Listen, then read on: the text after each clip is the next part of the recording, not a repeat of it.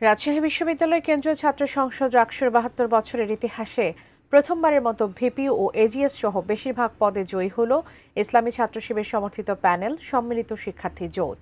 তবে সাম্প্রতিক সময়ের ছাত্র সংসদ নির্বাচনগুলোতে শিবিরের জয় জয়কারের মধ্যেও চমক সৃষ্টি করেছে জিএস প্রার্থী সাবেক সমন্বয়ক সালাউদ্দিন আম্মার। সহকর্মী বুলবুল হাবিবকে সঙ্গে নিয়ে বিস্তারিত জানাচ্ছেন ফেরদৌস রহমান, ক্যামেরায় ছিলেন মিরাজ মোহাম্মদ রাসেল। ডাকসু, জাকসু ও চাকসুর পর বিজয়ের এই স্লোগান ছড়িয়েছে রাকসু নির্বাচনেও। শিবিরের ঘাঁটি হিসেবে পরিচিত রাজশাহী বিশ্ববিদ্যালয়ের নির্বাচনের ফলাফল যেন অনেকটাই অবধারিত ছিল। ভিপি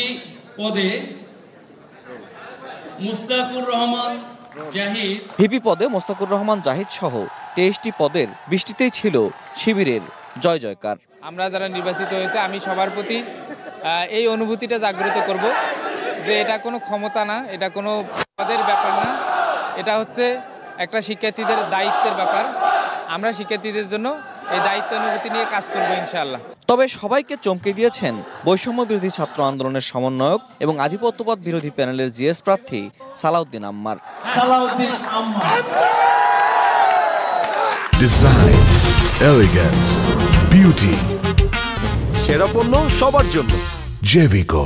রাকসু নির্বাচনে ছাত্র শিবিরের প্রতিদ্বন্দ্বী একমাত্র পূর্ণাঙ্গ প্যানেল ছিল জাতীয়তাবাদী ছাত্র দলের। এই পদ থেকে শিবিরের কোনো শক্ত প্রতিদ্বন্দ্বী বের না হলেও ক্রীড়া সম্পাদক পদে নির্বাচিত হয়েছেন একজন। এছাড়া এজিএস প্রার্থী জাহিন বিশ্বাস এশার ভোটের লড়াইটা ছিল উল্লেখ করার মতো। সিনেটের 5টি প্রতিনিধি পদেও শিবির সমর্থিত প্রার্থীরা বেশিরভাগ পদ ছিনিয়ে নিয়েছেন, যদিও এখানে প্রথম হয়েছেন সালাউদ্দিন আম্মার। হল সংসদগুলোতেও নিরঙ্কুশ জয় পেয়েছে শিবিরের প্রার্থীরা। রাকসুর ইতিহাসে এ পর্যন্ত নির্বাচন হয়েছে মোট 16 বার। তবে 35 বছর পর অনুষ্ঠিত রাকসুর নির্বাচনে এই প্রথম ভিপি সহ 20টি পদে বিজয় পেল ছাত্র শিবির।